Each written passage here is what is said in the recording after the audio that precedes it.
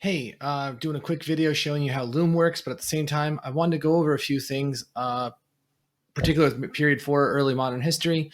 Some of you have asked for recaps and whatnot, and I decided I would make these quick videos rather than the high production values that you're used to, but I still might include videos as I see fit. I'm just testing this out and doing this on a Tuesday. So good luck, and here we go. Oh yeah, there's still an intro.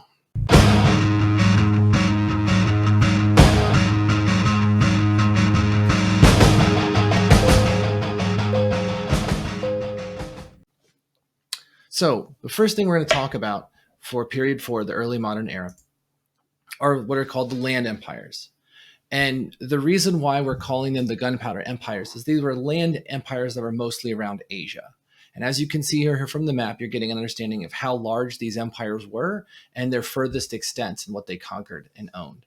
The reason why they're called that is mainly due to the use of the cannon by development of the Mongols and then further disseminated to all those other groups. And if you notice, all these groups had contact with the Mongols. So the development of cannon, particularly artillery against walls and fortifications, and then modifying it to use against infantry and other armies. So the Ottomans were one of the first ones to use it to great success in 1453 with the conquest of Constantinople and turning it into Istanbul. Because of the use of cannon and then eventually firearms, particularly what are called arquebuses, early firearms were very simple and crude devices with either match flint, like you actually had a spinning wheel that would grind against something to cause the explosion in the chamber to fire a gun. They also needed a support to hold the firearm because the barrel was so heavy. Early metallurgy, you remember me messing that one up. Early metalworking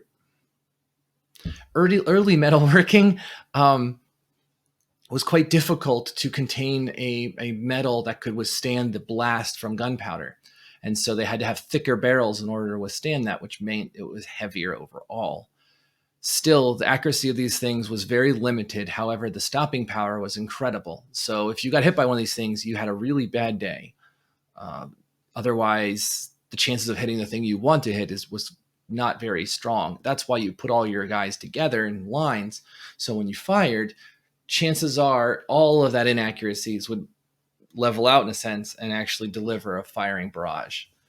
So because of the use of cannon and gunpowder weapons particularly, empires were able to expand and cover more land, have a stronger influence for more government, and scale of governance became increased. And main reasons why? Because they had guns and you didn't. So the peasantry, didn't have guns yet. So anyone trying to revolt would go against a gun-wielding army.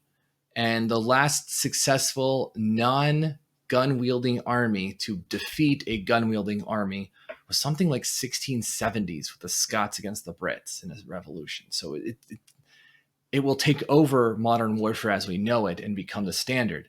But since so many other groups didn't have these advanced weapons, they couldn't compete. Now, because they were advanced weapons, you now needed your own ammunition. You couldn't just rely on your troops to be very much more well-trained or effective. You just now needed them to fling small little musket balls across a field and spray on a bunch of guys and kill them. So organization of the empire became a bigger deal, particularly with conscription as well as logistics and support for these weapons. All of them, with the exception of the Safavid, utilized some sense of toleration of other cultures and religions. They all understood that causing religious conflict within a state will cause a lot of problems within the state and eventually revolts or causing you to have more troops stationed. So it was cheaper, more effective, and better way to bring people in was by methods of tolerance where you wanted them committed to your empire. All of them were Asian, with the exception the Russian and Ottoman empires did go into Europe, but large land empires in Asia with more resources around. And also because of that, they had more ability to, or increased ability to have armed escorts for trade. And so they could protect their trade because they have a much more stronger state, conquered a lot more area to protect, so that trade grew and flourished, and because of that, they gained more wealth. So that's the gunpowder empires in a nutshell. So the first one we're going to talk about is the Ottoman Empire. Now, they were a Turkish people that came from Anatolia and invaded into northern Mesopotamia by the 1200s. They fought with the Byzantine Empire that was still in existence at the time, and finally defeated them in 1453. The Byzantine Empire, by the way, was fairly strong up until 1204 when the city was sacked by the Fourth Crusade. Constantinople invited them to help with another crusade in the Middle East, and the emperor that invited them died. And so they showed up and said, hey, we're ready to go on. And the merchants from Venice that brought these people over were like, hey, you got to pay us. And the Crusaders were like, well, they're going to pay because they invited us over. And the new emperor's like, that was my dad. You guys are on your own. So the Crusaders found a way to make wealth, and they were already inside one of the most impregnable cities in the world and sacked it, stole all this kinds of stuff, looted all kinds of places, paid off that way, and really disrupted the city, killing lots of people. People had to flee. And the Byzantine Empire will never recover from that loss. And so 250 years later, the Ottomans show up with cannons, and it still takes them about 6 weeks. See that one big tube in this one? That took an hour to reload. And firing that thing into those walls, the Byzantine walls, by the way, of Constantinople were amazing. Really cool videos to look up. But it took them 6 weeks of shooting the same spots. And then it got to the point where shooting the breach in the walls was only creating more rubble that acted as more defended wall, because the mortar and everything collapsed, but the wall might have not been in there, but all the debris would still absorb all these shots. So after a while, they finally opened a breach and charged in, with the Byzantine emperor at the time charging headfirst into the breach to rally his men. And that's the last anyone ever saw of him. So many of the treasures and learnings from the Greeks and the Romans were fled through either the sacking in 1200 or 1453, fearing the loss to the Muslims. And so this is actually seen as a watershed moment for the Italian Renaissance, because all of this stuff that was hoarded in Constantinople now spread into Italy. And Italy was seeing the dawn of new thinking, new ways, and looking at the classics. I refrain from using the term Renaissance frequently because a lot of medieval scholars really trash the notion of a Renaissance and make it sound more like this was for a bunch of AP history, or art history majors trying to make a buck. So I'm not going into that, but Renaissance is usually not always used in a lot of historical contexts. So as well, though, Venice and Genoa become the major trading cities in Italy. Genoa, you might have heard of by 1450s or so, and 1490s, a Genoese sailor is looking around for a job, and he finally gets one in a newly unified Spain. That's Christopher Columbus, or Cristobal Colon.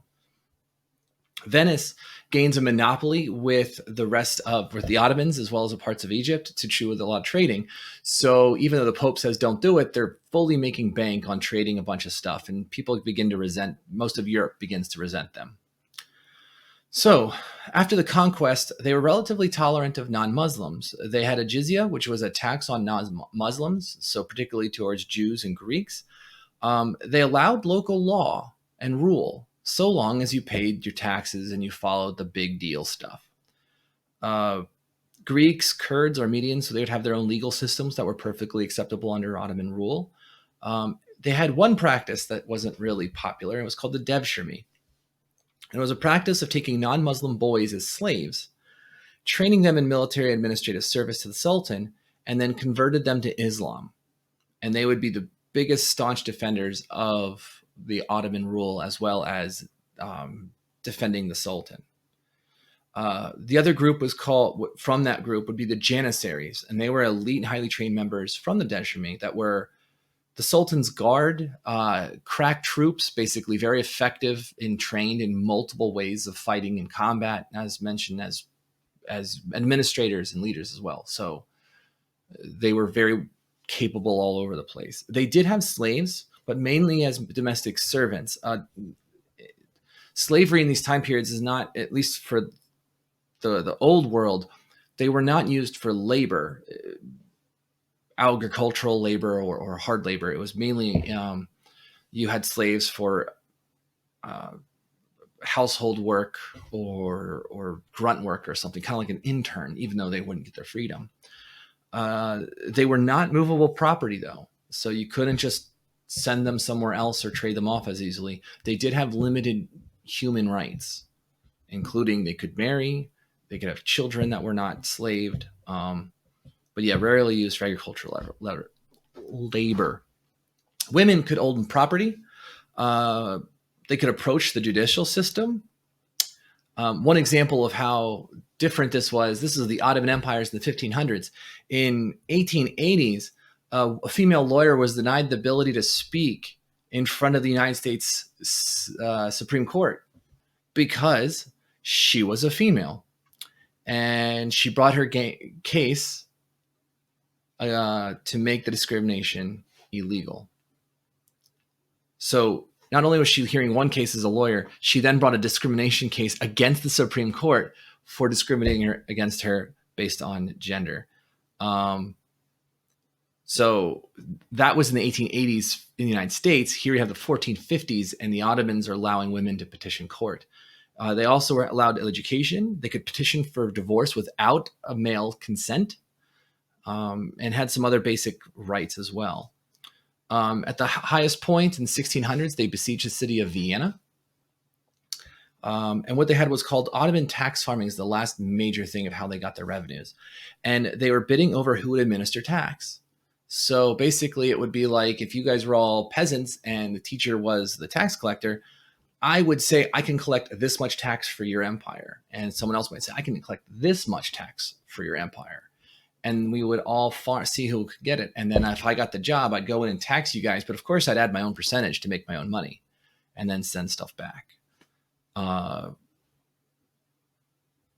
They treated cities and farmlands and districts differently as well and administered that way. So that's the Ottoman Empire in a nutshell. Next up, we have the Russian Empire. So, yep. All right, founded monarchy after expelling the Mongols by Ivan the Great, Ivan III. Tsardom and Empire were first established under Tsar Ivan IV, nicknamed the Terrible. Why? I think in a fit of rage, he killed his, son? I think it was. He was also responsible for St. Basil's Cathedral. And when he was happy with how it was made, he gouged out the eyes of the guy that made it so he could never make something like that ever again. So, had fits of madness, but hey, man, free Russia, right? Right on. Screw those Mongols. Under the Tsardom and imperial periods, they expand to a multi-ethnic state. As you can see in the picture there, they expand further outward. They stretched all the way from Eastern Europe to Siberia. And they had Russian nobility called boyars. So they were lords to whom the Tsar asked for advice, counsel, and approval. They were basically the counsel to the Tsar, and the Tsar should listen to them because they would threaten revolt or other kinds of things too. So they had some authority in ruling their lands under Peter the Great, but back and forth, there's going to be issues with the nobility and their role. So frequent wars with the Ottomans over the Balkans and Ukraine, down in the south here. And they had a group called the Cossacks. They were a Ukrainian group that resisted authority. They were mostly first started out with like Poland, expelled from Poland. Then they went down into the south, into the Ukraine. They were fiercely independent and had a series of rebellions from the 1590s to 1770s. To give you an idea of how resistant they were to foreign authority, I want to reproduce. I found these two articles or two things. Here's what the Sultan Mehmed IV said to these Cossacks in the late 1680s. As the Sultan, son of Muhammad, brother of the sun and moon, grandson and viceroy of God, ruler of the kingdoms of Macedon, Babylonia, Jerusalem, Upper and Lower Egypt, emperor of emperors, sovereign of sovereigns, extraordinary knight, never defeated, steadfast guardian of the tomb of Jesus Christ, trusty, chosen by God himself, the hope and comfort of Muslims, confounder and great defender of the Christians. I command you, Cossacks, to submit to me voluntarily and without any resistance, and to desist from troubling me with your tax. Turkish Sultan Mehmed IV. Now, in the Russian language, and this was responder, Ukrainian, this Cossack reply was also not only invective, but also vulgar with lots of rhymes. So if I say expletive, you're going to know why, because I'm not saying these words half the time. O Sultan, Turkish devil and damned devil's kith and kin, secretary to Lucifer himself. What the devil kind of knight art thou? Those canst not slay a hedgehog with your naked expletive.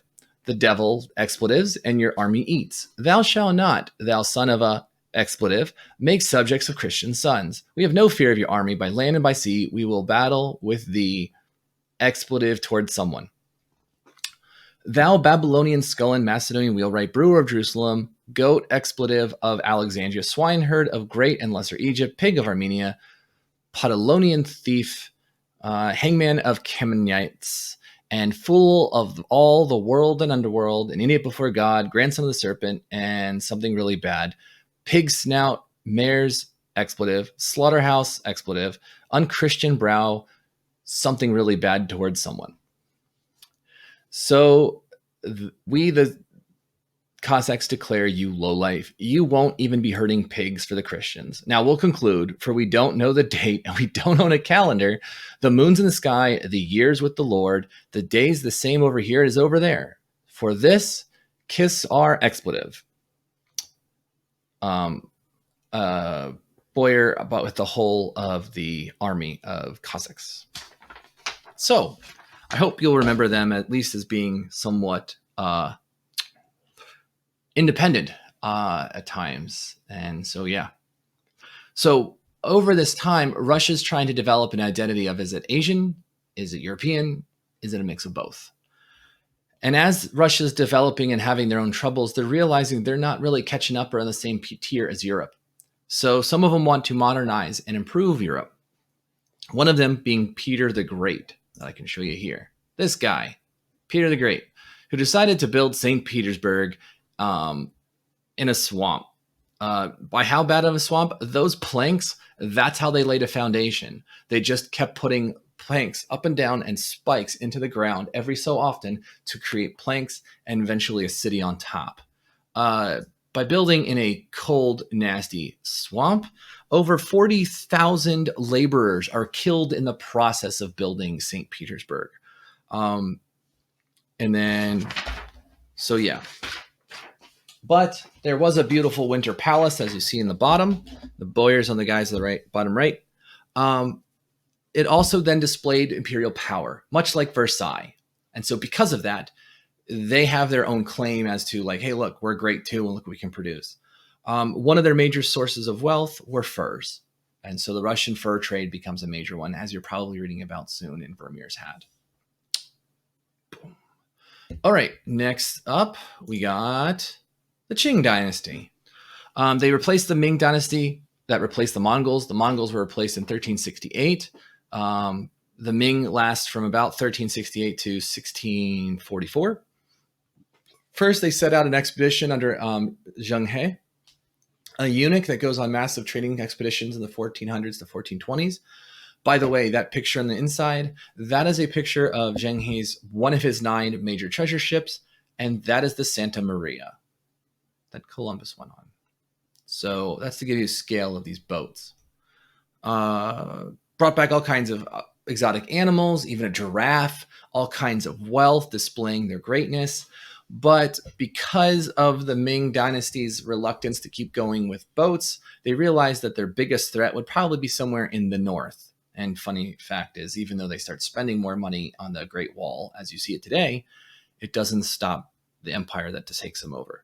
But anyway, they built the Great Wall as you see it now, and mainly their economy was based on silver.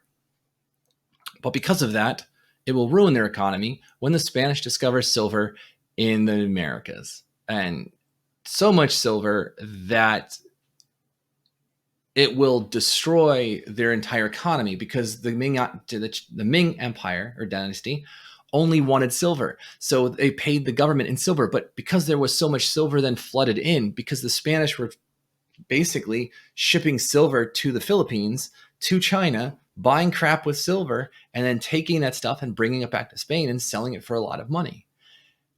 With the Chinese, the economy was based on that metal. Well, now that there's a new influx of metal, that's going to make things a little bit more expensive, or the inflation is going to go up.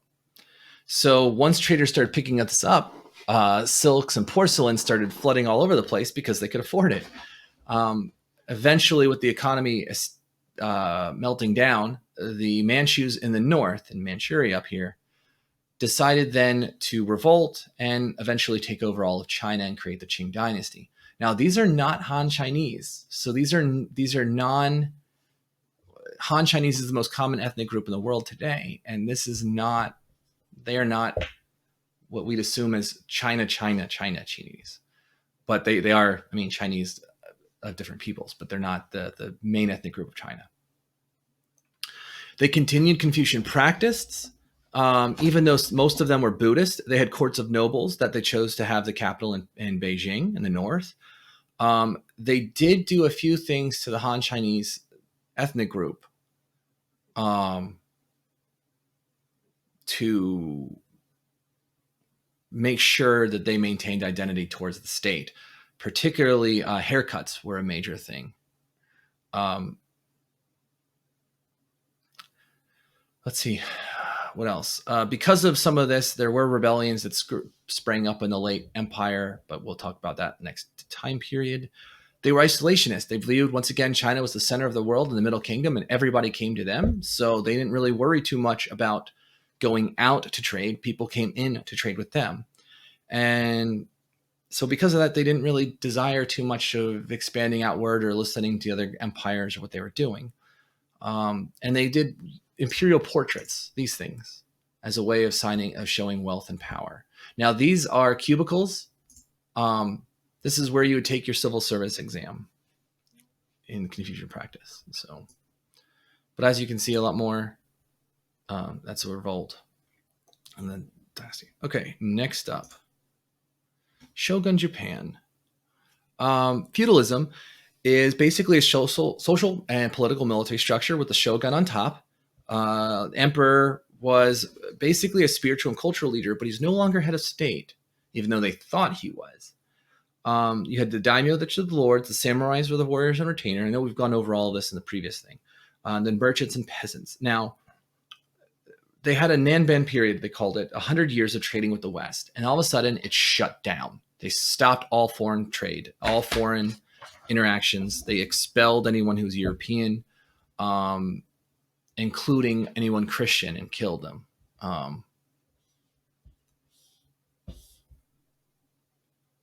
When this period of openness ends, only Nagasaki becomes a foreign trading city. Everywhere else, no.